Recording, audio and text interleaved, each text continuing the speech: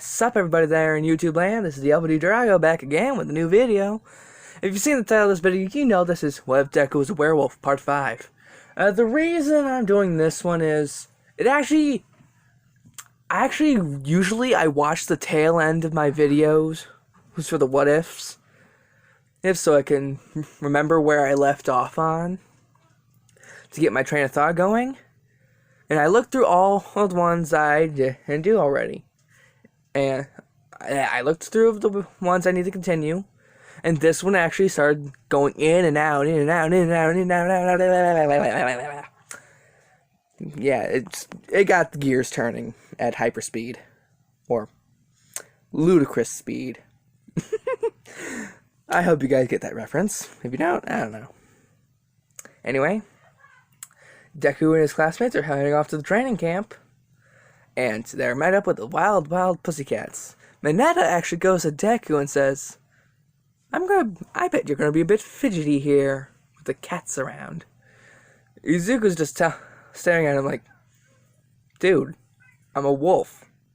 That doesn't mean I'm gonna hate cats. Mineta is getting a laugh out of this, and Izuku just ends up kicking him. I'm in the face for kicking him in the back of the head.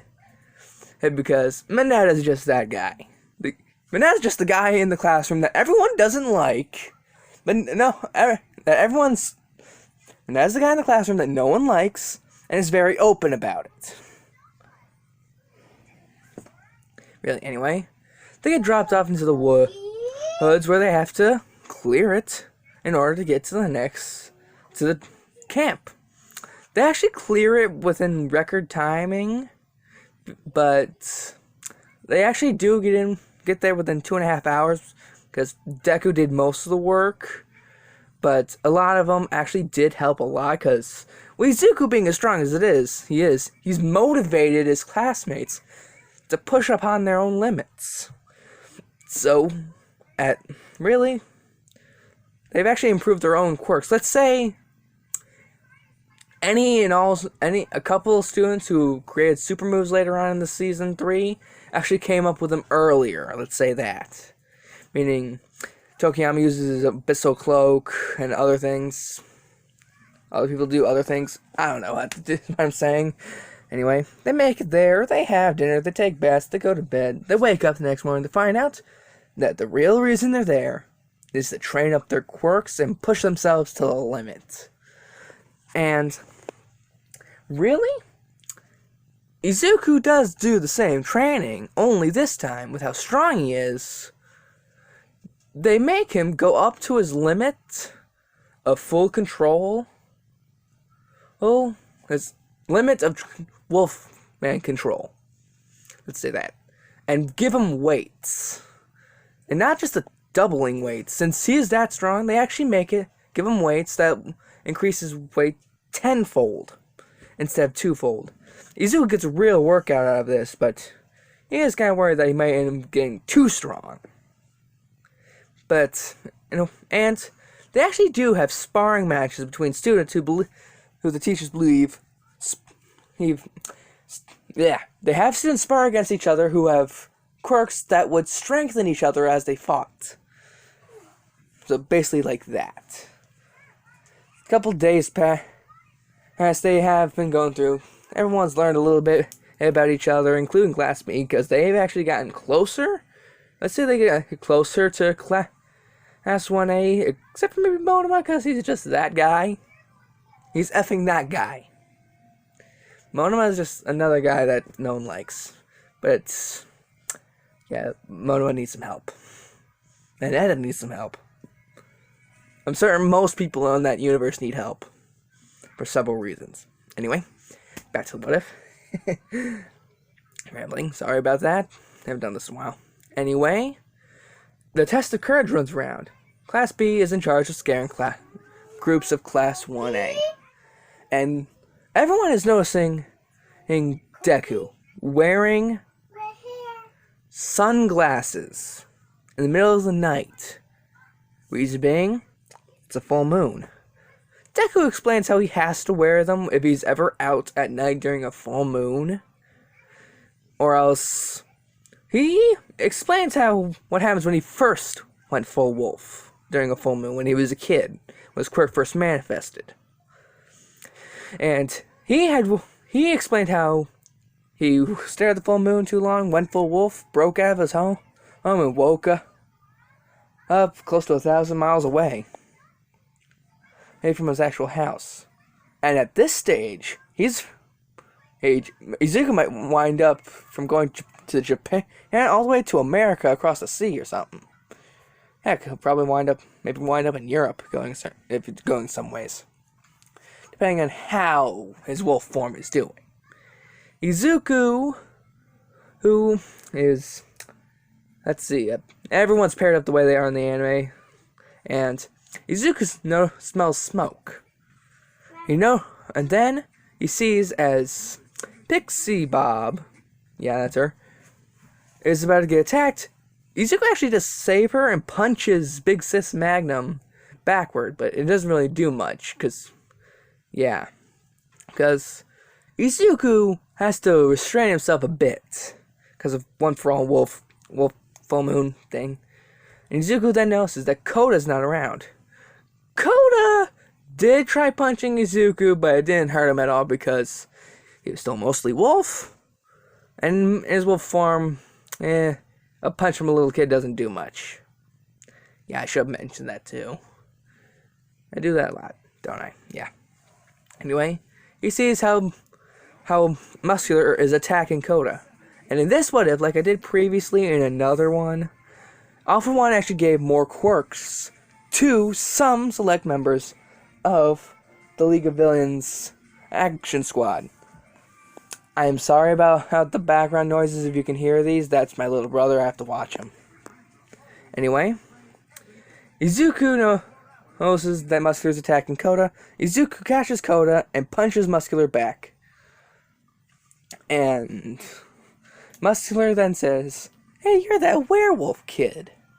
All For One told me that you'd be a great sparring partner for my new powers." Izuku hears the name All For One, and he remembers that talk he had with All Might, explaining the origins of One For All and All For One. And Izuku starts realizing, is All For One behind all of this? And as he is thinking that Muscular is transforming, he is actually going for I'm going to say he's similar to another. He's going to be the same as the other one I described at that one time. He's going kind of similar to Nosferatu Zod from Berserk. If you don't know what I'm talking about, a big demon bull thing.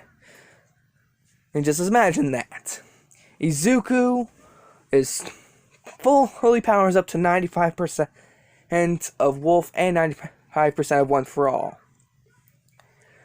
Well, and he tells Koda to start running, and he starts fighting Muscular.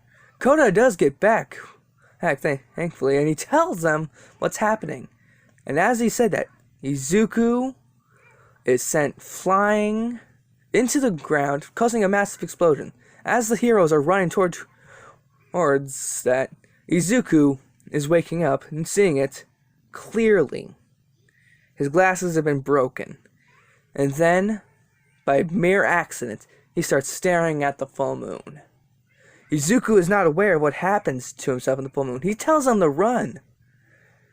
And as he's doing this, he's actually going 100% wolf. But little does he know that during the full moon, his powers are amplified 100-fold. Well, if not more. And he starts losing himself. But he keeps hold of he is forcing himself to stay conscious long enough to fight back Muscular. Muscular does manage to overpower him a little bit, but Izuku is fighting back, getting stronger by the second, because he is not aware of all the things that One For All is capable of, including everything. And Izuku starts powering up, and he puts up as much One For All into his right arm, or in my case, my left. Switch hands real quick. Into his right arm, and he starts yelling, Fist of the Beast King. Maximum force. Yeah, I am terrible at coming up with attack names, aren't I? Anyway. And Izuku sends Muscular through the mountain and actually jumps up to catch Muscular in the air, and he slams him down, causing a small crater. Muscular is defeated, and Izuku is trying to close his eyes and cover up his ears, doing whatever he can to block out the moon and keep himself conscious. And little does he know that he is in full control, actually. His mastery of One for All and his wolf form have gotten to the point where he can go 100% of his wolf form during the full moon and actually keep control for about, let's say, the process that took for him, let's say, about 5 minutes. So Izuku actually musters as much strength as he can to transform back at least 10%. This is the minimum that he's going for, trying to transform himself back. He manages to succeed, and he picks up whatever shattered pieces of his sunglasses are to cover his eyes back.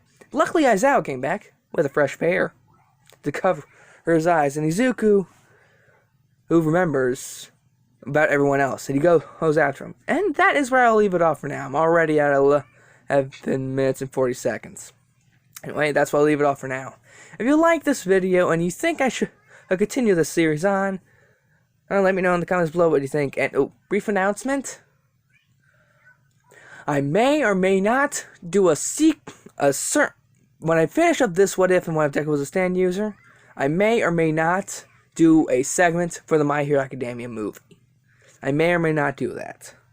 So just don't get your hopes up too high. I'll see what I can draw up. Anyway, if you like this What If and anything, please like, comment, subscribe. If you like my content, see you later, I guess. You're my Plus Ultra audience. Peace out, my dudes. Have a great day.